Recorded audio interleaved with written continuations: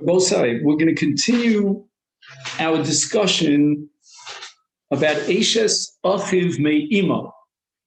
So we're talking about two brothers that share the same mother, right? And this is one of the 15 categories of our rayos that part of the Tzara.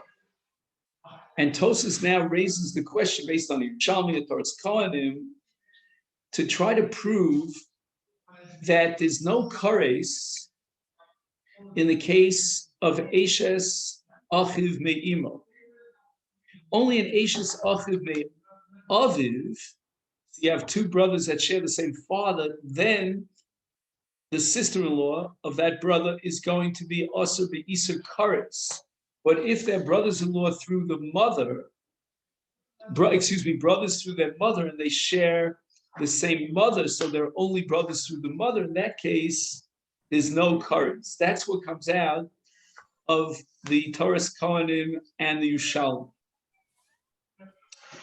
And now the question is, if you've downgraded Eshes Achiv Me'imo, the wife of my maternal brother, to a level of a Chiyuv Lav, then in that case, there's a Mishnah later on in Daf Chaf that establishes that if you have an Isur Lav, and that's the severity, that's the ultimate point it reaches, it doesn't go beyond an Isur Lav, it's not an Isur Kares, then Allah is Choletzes V'Eino B'Siabemes, that you do require Chalitza. And there is an Afila for Yibum.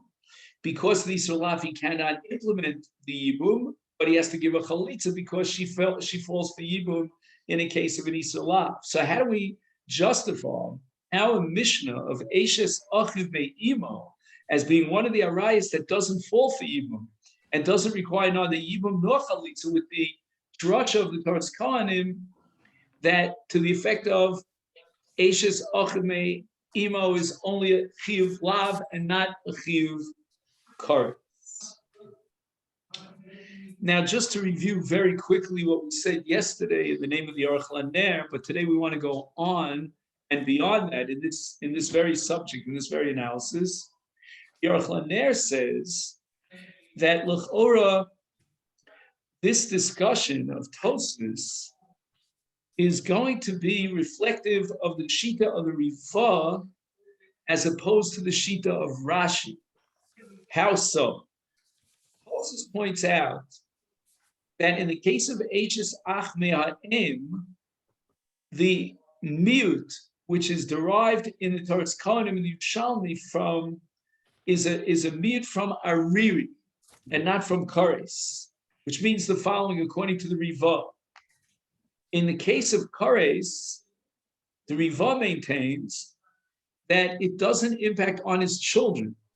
In the case of Ariri, he's going to be leaving this world without any children.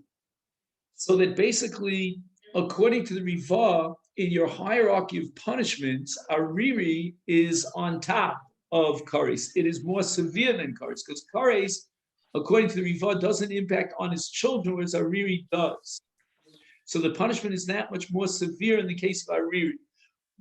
Based on that, we understand Tosfos very well, that with Eshes Achiv Me'imo, the miut that we excluded from a punishment was only vis-a-vis Ariri, but not vis-a-vis Kares. So we're left with what we need as the basic airline, the basic standard of a Chiyuv Erva that excludes Yibum, and that is a Chiyuv Kares. But Rashi is of the opinion that both in the case of Ariri and in the case of Kares, it's going to be Hu Vizaro Nichrosen, which means that the difference between Kares and Misa, so I failed to emphasize that we're talking about Misa B'dei Shamayim. So up until Rashi, we said that Kares means that he'll die before the age of 50. Misa b'dei Shemayim means he'll die before the age of 60. And Ariri means that even his children will be wiped off. There'll be no continued generations genealogy from him because of the punishment of Ariri. Rashi holds that in the case of Kares, it's hu v'zaro nichrosim. And Rashi holds that Kares and Misas Bezdin, I meant to say Misa b'dei Shemayim, are only distinguished by whether or not it has an impact on its children. So Kares is more severe, according to Rashi, than Misa b'dei Shemayim. In both cases, he's going to die at the same age, let's say before the age of 60, whatever it is. But the more severe punishment of Kares reflects itself in the fact that it's hu v'zaro nichrosim. Then the question becomes, according to Rashi, what's the difference between Kares and Ariri? The Riva says the difference between Kares and Ariri is that in the case of Kares, it doesn't impact on his children. They won't be destroyed.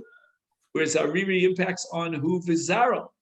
But according to Rashi, in both cases, even in the case of Kares, it's going to be hu v'zaro nichrosim. V'ein havdel ben Kares la'Ariri. Rashi seems to identify the two. Again, that's an issue unto itself, how to reconcile with different psukim according to Rashi. But be that as it may, it comes out that according to Rashi, when the Torah's Kohanim excludes Eishes Achiv Me'imo from Ariri, in effect, it is ipso facto removing the punishment of Eishes Achiv Me'imo from Kares, because there's an absolute identification, according to Rashi, identity between Kares and Ariri. So the Aruch LaNer, in order to defend Rashi, and also to explain, so what is the difference between Kares and Ariri? Very often the Torah says Ariri, and other times the Torah says Kares. He says the following. This is the thesis of the Aruch LaNer according to Rashi, that in the case of Ariri, if at the time of the sin, he has no children, he will not have any children in the future. If at the time of the sin, he has children, then they will die before he will die. He will see their death. That's Ariri. Kares means that even though, again, as we said, according to Rashi, it includes Zaro Nichrosim, but nevertheless, it's possible that he will have children post the violation of the Chiyuv Kares, but nevertheless, they may die or they may not die, meaning, according to the Aruch LaNer's understanding of Rashi, in the case of Kares, let's go back again to Ariri. So in the case of Ariri, if he has no children, he won't have any children. That's the punishment of Ariri. If he has children, they'll die in his lifetime. In the case of Kares, what's going to happen is that if he has children at the time of the violation, they will be included in Kares. But if he could have children post-violation, which is impossible in the case of Ariri, Efshar Shadain Yivoldulo Banim, and they may die after he dies. They don't necessarily perish during his lifetime. So this severity of Ariri is that if he has children at the time of his violation, he will unfortunately witness the death of his children during his lifetime. That's not so in the case of Kares. Not only that, in the case of Ariri, if he has no children, he will have no children post-violation. In the case of Kares, he may have children post-violation. They will eventually die because Rashi's Shita is that Kares includes the children as well, but he won't necessarily see them die in his lifetime. In any event, the sum total is that according to the Aruch LaNer, Rashi still maintains on the totem pole of the severity of punishments that Ariri is more severe than Kares, and therefore Achos Eishes Achiv Me'imo is still included in a Chiyuv Kares. That's the bottom line. And therefore, although the Torah's Kohanim excludes Eishes Achiv Me'imo from from a punishment, it's only excluding it from the severe punishment ariri, but H's achiv mi'imo is nevertheless included, even according to Taras Kohanim, in the chiyuv kares. And that's why H's achiv mi'imo is listed here, enumerated amongst the 15, and there's no nefiluli. Comes along the Avi Ezra. That's what I wanted to learn with you today. And he literally throws the whole issue overboard. There's no issue.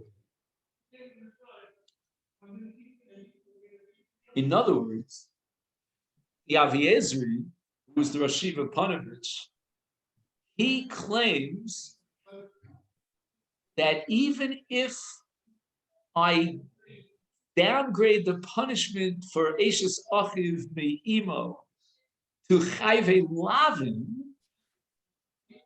which means that there is no Chiyuv Kares because that was excluded based on the Miyud of the Taras Kohanim. Nevertheless, it would still exclude Eishes Achiv Me'imo from Yibum. And this is like Mount Everest, to climb that mountain, to come to the conclusion that even if I downgrade the Iser of Eishes Achiv Me'imo to a Chayve Lavim, she would nevertheless be excluded from you. How does he work that out? Ein hechrech mi Mishnah Seinu, our Mishnah that says that Eishes Achiv Me'imo is excluded from Yibum doesn't prove that Eishes Achiv Me'im is a chiyuv kares, which was the whole basis of our problem here, our objection based on the Taras Kohanim.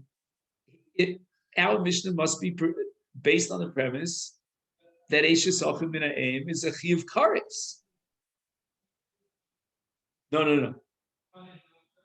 Af l'divrei Taras Kohanim lo hismata Ela me'aonesh ha'omur b'parshas kedoshim, ach vada hi b'chlal halav shel ervas Eishes achicha lo segale ha'omur b'parshas arayos shebi achremos.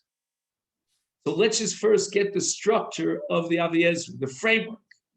He says that there are two parshios in the Torah.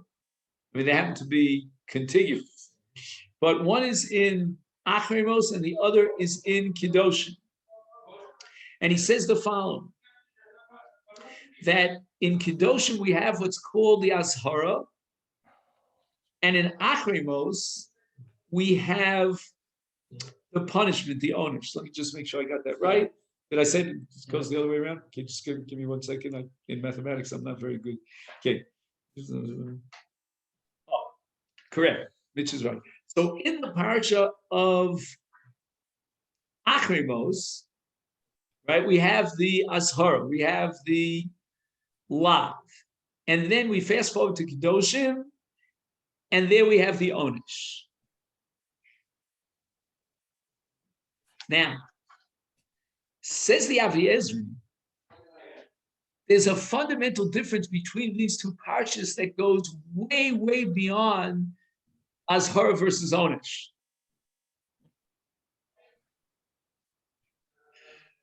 Right? So we understood, and that was the headache that we had here, based on Taras Kohanim, that once we exclude Eishes Achiv Me'imo from Parshas Kedoshim, and therefore she's not included in the erva of Chiyuv Kares, then that should bring her back into the parsha of Yibum. So Rav Shach says, no. You're making a big mistake. In order to exclude her from Yibum, you'd have to take her out or exclude her from the parsha of Kedoshim. Of Achremos. I keep making the same mistake over and over again. So here's the rub. You could have a woman whose status as an erva is included in Parshas Achremos, and the Torah nevertheless was more lenient with regard to her punishment as presented in Parshas Kedosh. And the case in point is Eishes Achiv Me'ima, that she will be excluded from Kedoshim, from Parshas Onshim, and the violation will not incur a Chiv Kares, but she's still included in Parshas Achrimos. And as we'll see, the Kovea, the determining critical factor as to whether or not she's in Yibum, is whether or not she's included in Parshas Achrimos, not if she's included in Parshas Kedosh. How does he know such a thing? He says the following: Vadai hi b'chlal halav shel ervas eches achicha lo segala ha'amur b'parshas arayos sheba achrimos. He seems to have a footnote here, which I'm not aware of. Let me just see. He says that this is all a sugya later on. So again, the exclusion, the miyut of the Torah's Kohanim is only vis-a-vis Parshas Kedoshim. It's not vis-a-vis Parshas Achrimos. As far as Parshas Achrimos, the Torah says Eishes Achicha. Who's included in Achicha? Whether it's your paternal brother or your maternal brother, both are included in this lav of Ervas Achicha, Eishes Achicha Lo Segala. Now, in that parsha, again, we have to open up a chumash, although Mitch, you probably know this about that. It says, "V'lo samu lo titamu b'chol eila," and that's like the closing line that, all the above are included in Tumah, and Tumah means arayos. V'hine ikar p'tur arayos v'chalitza v'yibum. What excludes an erva from yibum, from zikas yibum? Eino mishum isakares shebahem dafka. Don't put your emphasis on the punishment, as we've always done, and we've said that the cutoff point is kares and above, as opposed to malchus and lav below. No. That's not what you're asking the wrong question. The criterion is not the chumras ha'onesh, setting up a minimum of kares. Ella kol sheyesh l'shem erva. Harei ptura upoteres es sarosa. What excludes her from Yibum, and as a result, it will exclude also Hatzara from Yibum, is the shame erva. Do you see that phrase, shame erva? I mean, this is like a brisker distinction. Now, what generates a shame erva? You and I would have said it's the punishment of kares and beyond. Then, it's not the punishment of kares beyond, it's whether you're included in Parshas Achrimos. When the Torah says explicitly, Ervas Eishes Achicha Lo Segala, does that pasuk include Eishes Achiv Me'ima? The answer is yes. That's more later on. And that's what generates Malchus. And when the Torah says Lo Sisamu, Lo Sitamu B'chol Eila, it gives a geshpanka, a status of arayas on everything that came in that parsha, all these surim, which now include even Eishes Achiv Me'ima. He see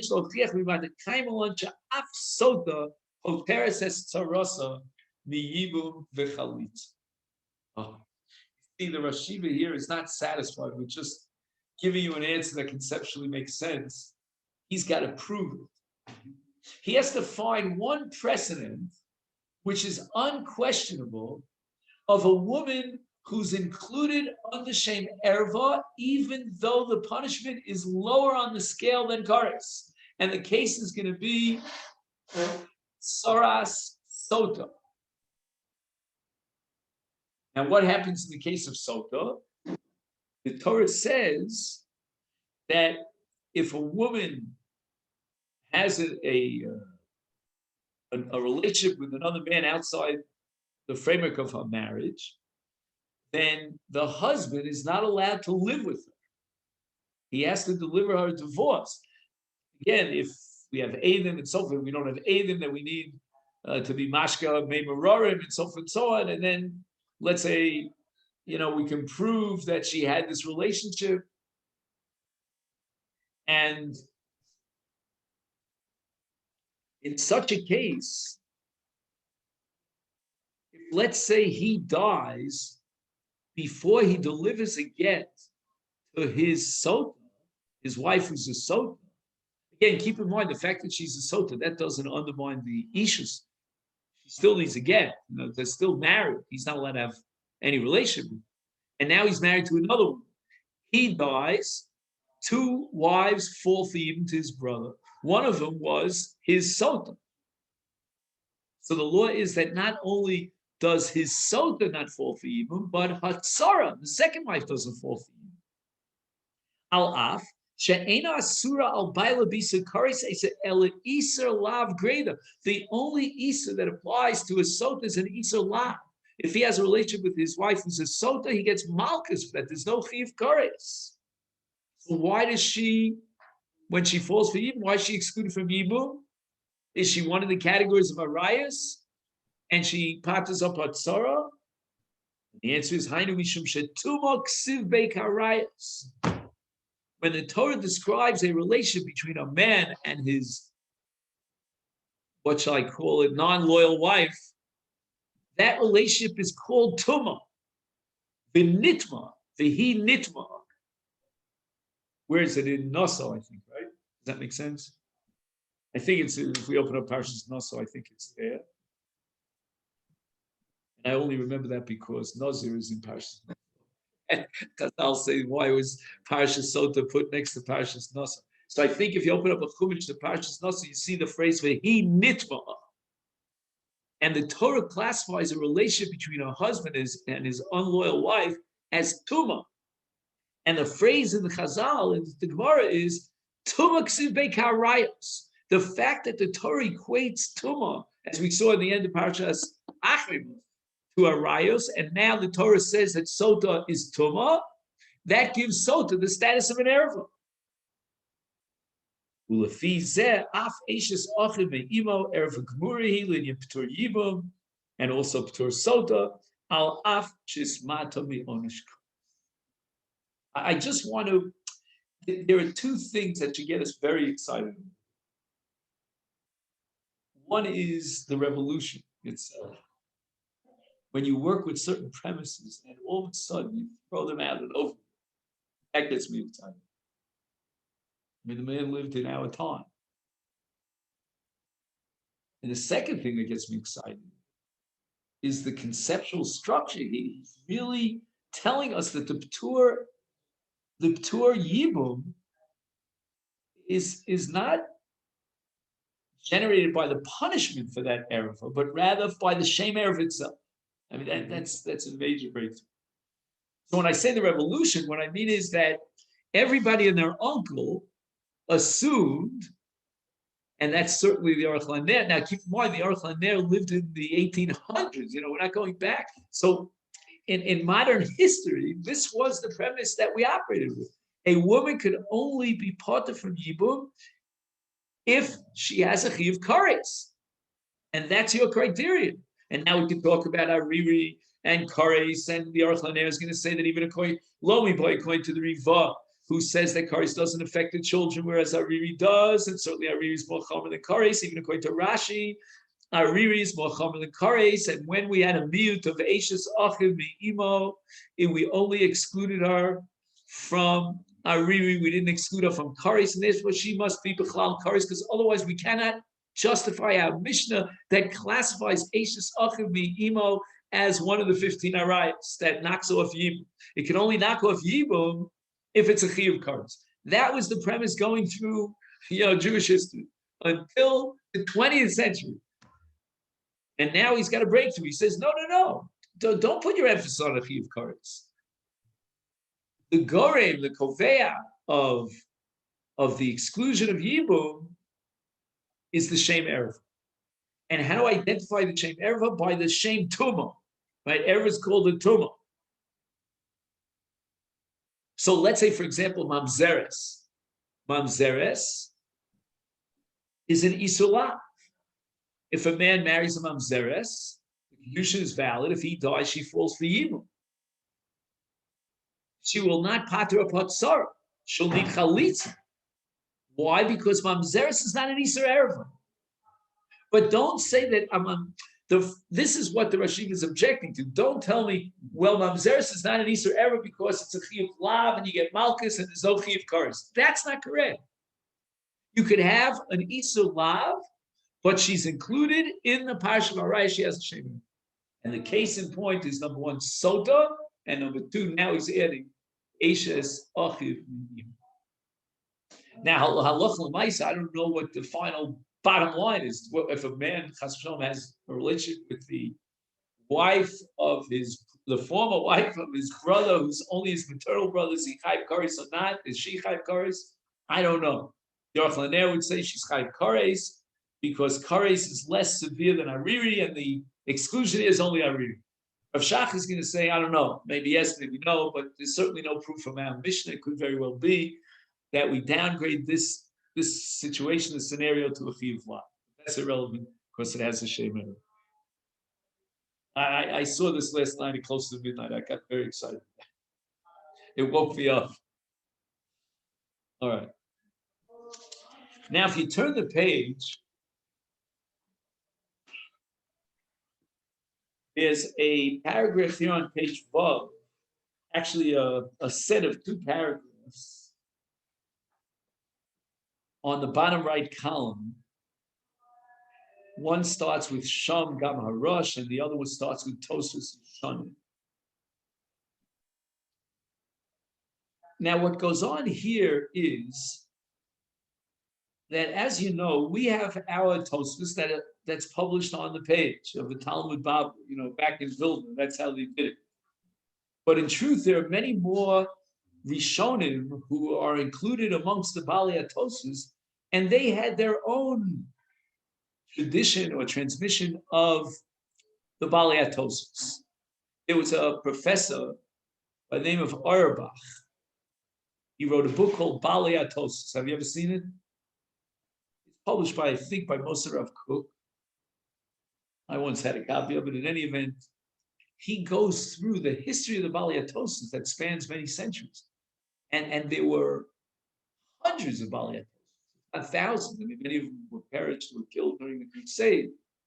But in any event, amongst the various traditions of the Tosfos, we have what's called the Tosfos Rosh. The Rosh had his, manuscript form of Tosfos, and we have the Tosfos Yeshon. Now, I mentioned to you as an introduction because we're going to see a new insight here into an old question. If we analyze not our Tosfos, the version that we have published on our page, but rather other Balei Tosfos, the Tosfos Rosh and the Tosfos Yeshon. What's the old question? What happens when Shimon's wife, after his death, falls for him, but she's a Nida? Nida is not included in the Tesvav Arayos, even though Nida L'chora is an Erev. I mean, L'chora, I don't know. But anyway, she's a Chiyuv Kares. No one would say that a Nida is excluded from Yibum. Again, at this particular moment in time, we're not going to encourage Ruvain to be Miyamim because she's a Nida. But wait until the Zayin Akir, whatever she needs, and then to go to Bigfoot, and so forth, so she be Torah, and then we'll implement the mitzvah of Yibum, and certainly she doesn't pack up Hatzara from Yibum. So that's an old question. But what we see here in the Rosh and his version of Tosfos is that the Rosh sets up the problem of Nida in the matrix of Yibum as a twofold issue. He has the following structure. He's got kasha number one, why isn't Nida parted from P'tura from Yibum? And then he gives one answer. And then he has another question as to how to understand Nida within the constellation of Yibum. And he gives a second answer. And we're going to analyze, based on the Tosfos Yeshanim, the following issue. Why is it that the Rosh balked, if you will, was inhibited about giving the second answer to the first question. That's the structure. He seems to be deliberately, the Rosh, avoiding that answer. Only when he gets the second question, then he plugs in that answer. So what is the answer to Tosas's question?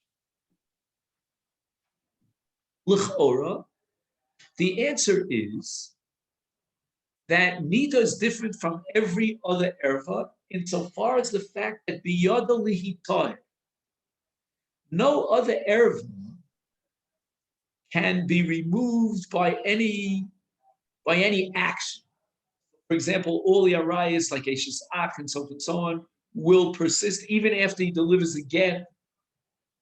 We may have one exception, and that's going to be Eshes Ish. But all the arayas that are listed in our Mishnah have one common underlying theme.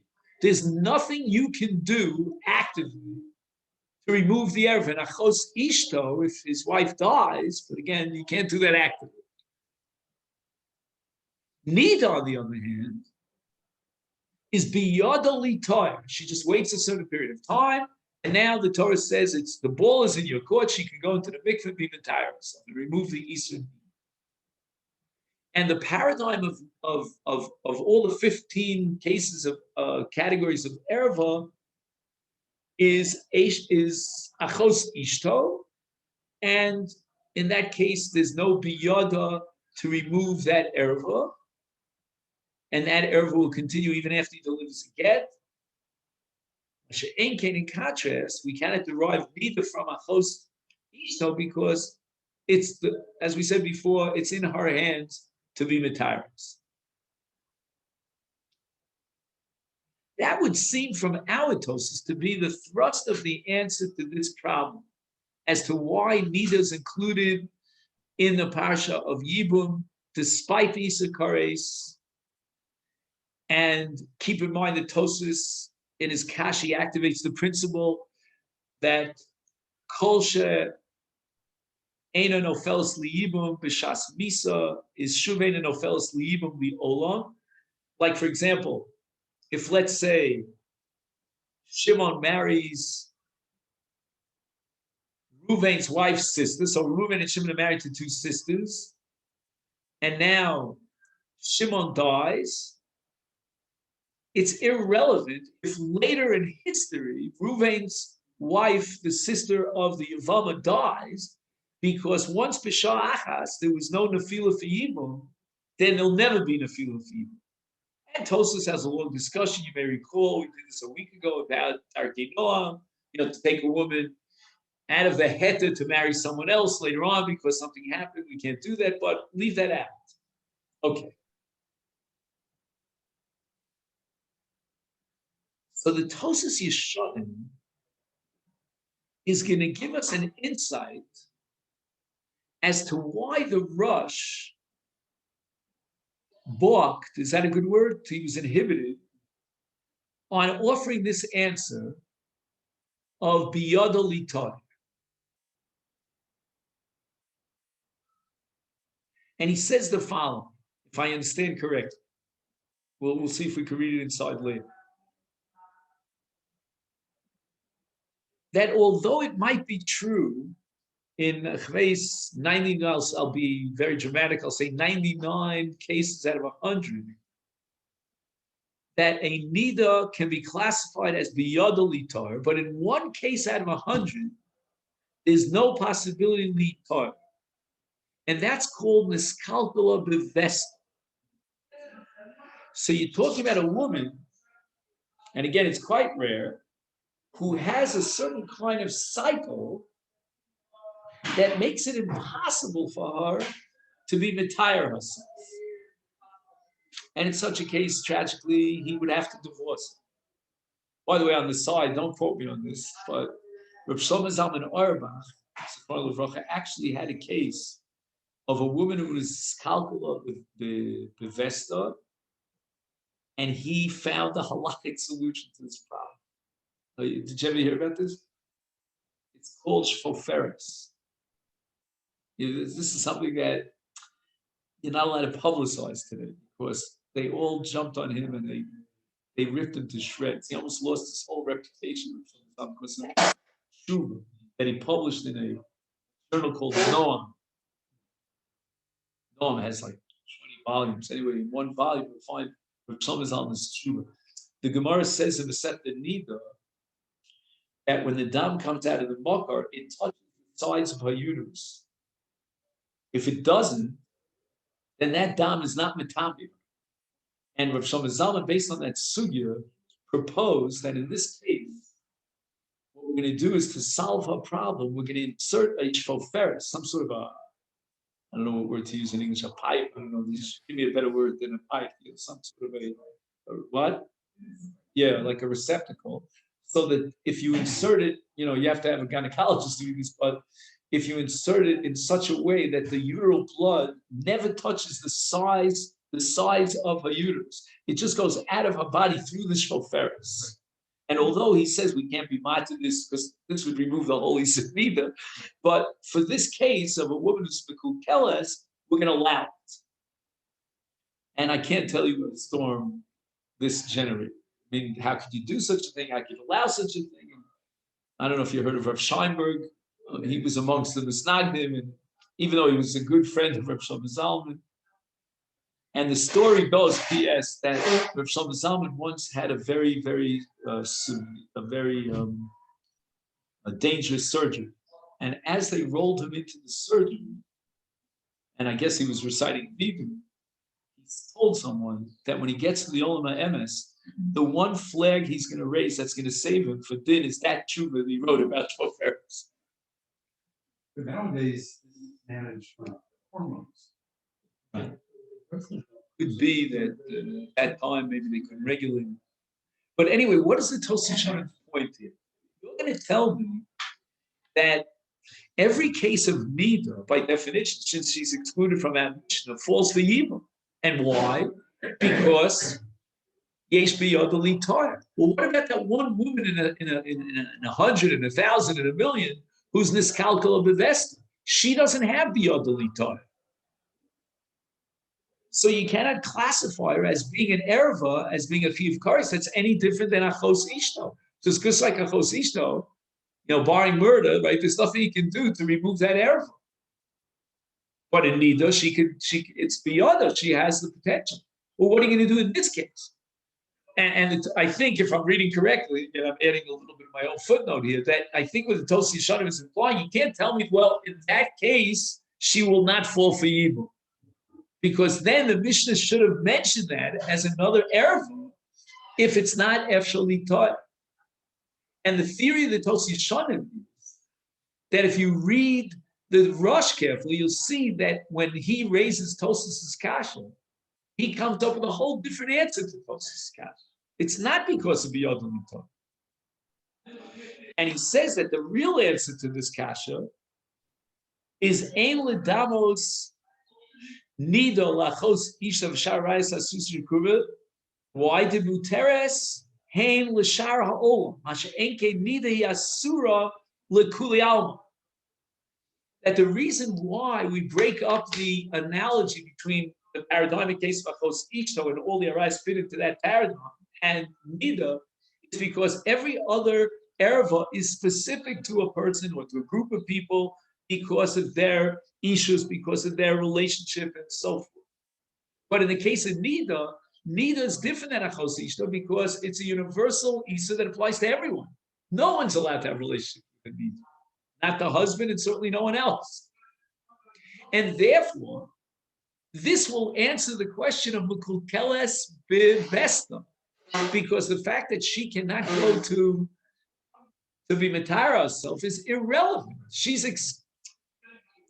It's like a double negative. She's excluded from the exclusion, meaning the exclusion of all the other arayos. She's excluded from that exclusion of all the other arayos because she's different than all the arayos.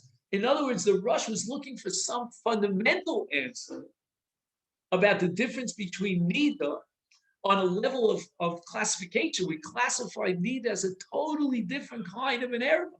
And it's not to be equated with Ashes achiv or with achos ishta, because in this case she's asura kuliyam. And my intuition tells me that this chiddush of the Tosfos Shana should be related to what we saw before in the Aviyah Ezra. That the question of Yibum depends upon the Shem Erva. And Nida is not a Shem Erva. A Shem Erva means that Isur is a result of let's say, a kirva, what we call Sher Basar, which means an ancestral relationship, or it's a result of marriage, right? Right? He's married to so and so. And because he's married to this woman, that's why she's an Erva to you. And this goes on and on and on. Nida's not an Erva. Nida's an Isa. The Torah says that you're not allowed to have a relationship with a Nida. That doesn't mean she's an Erva. And again, to give you a number of proofs to that, and I'm not just speaking out of the top of my head, I would say, because I researched, I spent a lot of time on Yichud, and there are Rishonim who seem to assume that Yichud and Erva is Doraisa, and yet a husband is allowed to be alone with his wife when she's in Nida. So you'll tell me, well, this, that, the other thing, we couldn't have it otherwise. But I would say that the reason is because she's not a Nida. And therefore she's not included in the Isur Yichud Doraisa. It should be included in the Isur Yichud Rabbanon, but not for the husband. So the Rabbanon would make it in the case of a husband. That one could ask his wife to move out of the house, or he moves out of the house, because she's in need of this an Isur Yichud. I'll give you another example. What's common to all 15 cases in our Mishnah is ein tfisas kiddushin. If a man would try to marry and give a wonderful gift, array adveshesli b'tabasu, right, it's worth $1 million, and he has 2 Eidim ksherim. Any of the 15 women, the kiddushin is not chal. Why? Because there's ein kiddushin toshin b'chayvei erva barayis. But if a man marries a nida, the kiddushin is as valid as any other kiddushin. He'll have to wait until he consummates the marriage. And the answer is because nida is not an error. There should be other nafkamis, but I can't think of any right now off the top. Okay.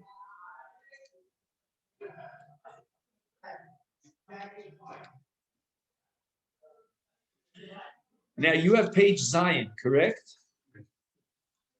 So we have something here on the left column in the middle paragraph, which is called Hs Achiv Shelo Hoya Ba'olamo.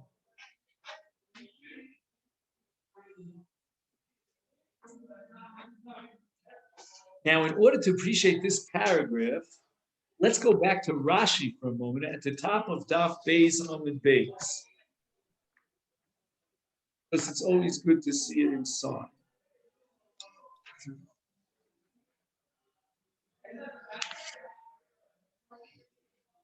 Rashi says the following: Kigon, Ruvain shemes below Banir, Vinolad lo ach. Where the phrase of Rashi Nolad lo means that his parents, right, Ruvain's parents had another child after Ruvain's death. So that child is Ruvain's brother, but he only came into existence after Ruvain died. Now, Ruvain has another brother by the name of Shimon. The newborn baby we'll call Levi. And Levi was born after the death of Ruvain. Amad Shimon v'yibem ishto v'lo isha acheres. So Shimon now, after the death of Ruvain, is miyabem Ruvain's wife, and Shimon has another wife. Now Shimon dies. Naflu shtehem lifnei Levi, shtehem pturos. Now, what's the reason for this? I mean, offhand, you could say that maybe Levi is not obligated in Yibum, but why should he patter up the tzara, meaning Shimon's other wife? Lefisha Eshes Ruvain, Shenises l'Shimon, right? Because Shimon was Miyabim, the wife of Ruvain. Asura l'Levi v'onish karis. Lefisha Eshes ach b'karis k'shara rayach b'parish. So in other words, since there's no Yibum and Zika between Ruvain's, the late Ruvain's wife, 1 second, the late Ruvain's wife, who is now the late Shimon's wife, and Levi, is therefore this woman now becomes Eshes Ach, Shalom B'Makom Mitzvah, and she's an Erev of Achiv Karetz. And therefore, she patters up her tzara midin Erev Eshes Ach. Chsiv Bekula, I think there's a word Beparsha missing here. Let me just see. All right. I don't want to. Okay, anyway. Chsiv Bekula, oh, maybe that hey is just some source. All right. Ki kol asher yasa mikol tavos se'ilu v'nichresu. U'makom mitzvahs yibum Shemeis below bonim shayir achmana ve'ishes achiv shalohay b'olamo shemeis kodem leidaso is lo sharl. Siv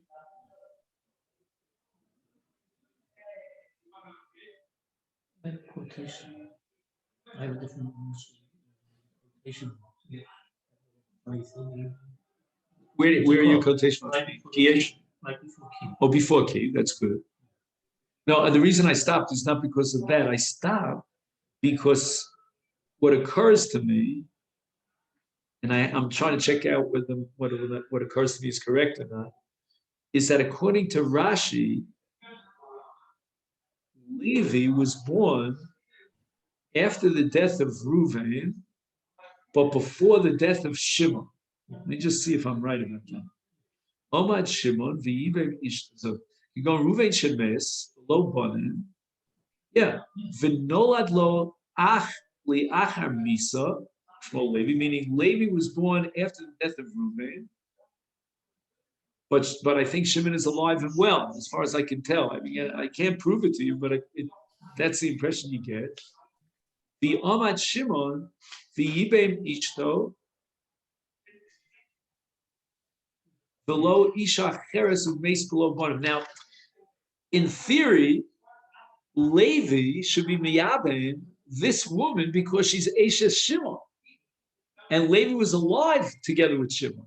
But the answer is, says Rashi, that Levi was not alive together with Reuven. And at that moment in time that Levi was born, the wife of Reuven is an erva to Levi without a possibility of Yibum, and therefore we reactivate Eshes Achiv. So she is Eshes Achiv of Levi's brother Reuven. So the fact that she could have Yibum under Shimon, if you followed me, because Shimon now is married to that woman, and Shimon died without children, and Shimon and Levi coexisted, if I could use that word. That's not enough to be matir the Iser Eshes Ach that was generated by Reuven. Do you follow? This woman is a double Eshes Ach as far as Levi is concerned. She's Eshes Achiv of his brother Reuven. She's Eshes Achiv of his brother Shimon. I would have said the following. Okay, the Torah says you be miyabim Eshes Achiv. The Torah is willing, for the sake of Yibum, to accomplish that mitzvah. The Torah is willing to alleviate the Iser of Eshes Ach. It's enough for me if she's Eshes Achiv of Shimon and he's Achiv Ba'olama, they share the same, in order to be matir the Erev of Eshes Ach. It's not that every single Ach adds another Iser Erva to this woman. Oh wait, I'm holding on to Rashi, but I want to get back to this paragraph. This Pirush Rashi. Im hayu shnei achim yachdav ba'olam, Ruvain v'Shimon, umes Ruvain below Banim, v'acher kach nolad Levi, achem ashlishi, that's Levi, v'acher kach yibem Shimon es eshes Ruvain. Do you see those words, acher kach? If you could underline those two words, acher kach. Right, because acher kach means that after the birth of Levi, Shimon was miyabim Eshes Reuven, which means that Levi and Shimon coexisted. Ein Eshes Reuven v'tzarasa Eshes Shimon v'syabos Levi. Vehi shitas Rabbi Shimon la'alon yudchesam et beis shedafka im nolad Levi lifnei sheyimem Shimon es Eshes Reuven harehu aser avol im yimem Shimon. S, there's a word missing. It should say H.S. Reuven. The achar kach nolad Levi l'ksheyamus Shimon miyabim Levi es isha zu. Wow. There's a sheet of Reb Shimon that says that if, let's say, you had the story of Reuven and Shimon, Levi's not in the picture. Reuven died. Shimon was miyabim Eshes Reuven, and then Shimon died, and then Levi was born. In that case, this woman will fall for Yibum to Levi. That's the sheet of a Tana called Reb Shimon. Let's not get confused with Shimon, who's the deceased, and Rabbi Shimon the Tana.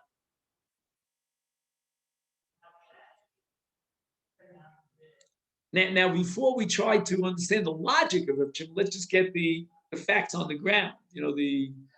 Just the mechanics.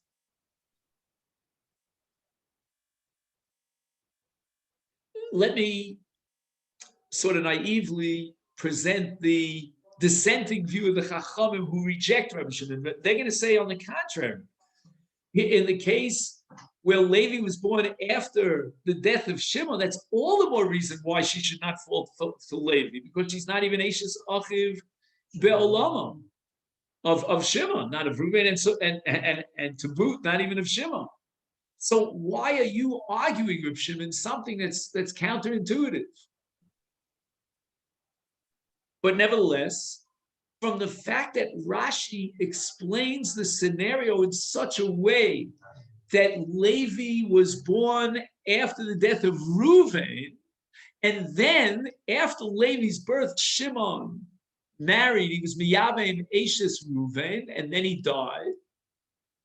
Rashi is interpreting Eshes Achiv Shalohay B'Olamo in the light of Rabbi Shimon, excluding a case where Shimon, before Levi was born, was Miyabim Eshes Reuven, and then Shimon died. So let's see it again. Avol. You see the word avol. That's the key word here. It's line, 6 in the paragraph? 1, 2, 3, 4, 5, 6, right? 6 lines. Avol im yibem Shimon es Reuven. Again, it should say Eshes Reuven. Obviously, he's not Miyabim his brother, right? It's Miyabim his wife and his brother. The achar kach nolad Levi. If the Yibum took place before Levi was born, l'ksheyamus Shimon, it's a little different than what I said. L'ksheyamus Shimon miyabem Levi es ishto zu. I'm sorry, I got a little confused in the mathematics here. Aval in yibem Shimon es Reuven the achar kach nolad Levi. I'm almost there. Just 1 second.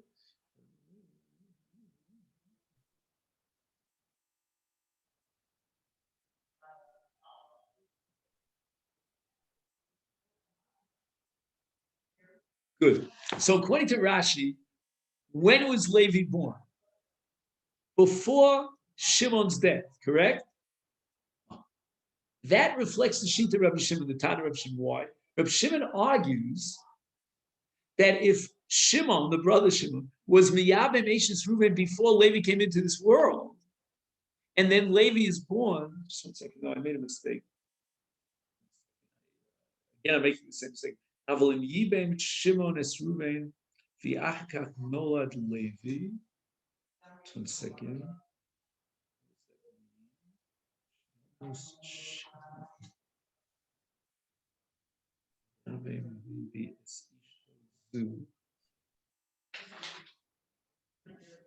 second. What? Yeah. Yibem Shimon es Reuven. Oh.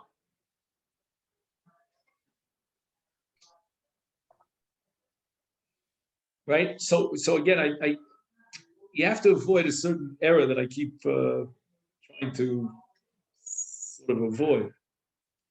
It's not pshat that Levi was born after Shimon died. If I said that, please scratch that from the record. I don't know. I'm not sure if I slipped my tongue or not. So whatever it is, we can play back the recording. But what the case is that during the lifetime of Shimon, before Levi was born, Shimon was miyaveh Eishes Reuven. That's the chiddush of Reb Shimon. In such a case, when Shimon dies, that woman will fall for Yibum to Levi. Why? Because since the Yibum of Shimon took place before Levi was born, the moment Levi was born, his relationship to this woman as Eishes Achiv is only vis-a-vis Shimon. So with the birth of Levi, the mitzvah of Yibum emerges.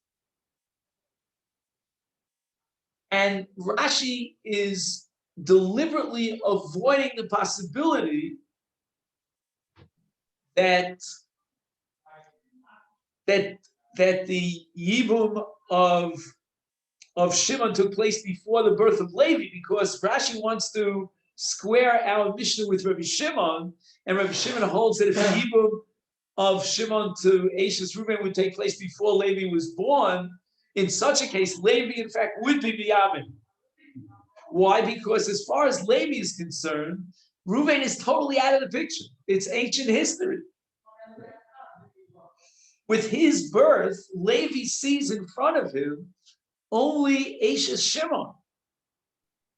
And in a sense, the Yibum relationship now that took place between Shimon and this woman creates an Ishus that completely replaces the original Ishus to Reuven. We have a whole new Ishus. So when Levi is born, and he faces the situation of that woman who was once the wife of Reuven, but he faces the situation in which he's born with a new reality that she is Eishes Shimon. Since he and Shimon coexisted, therefore there will be evil.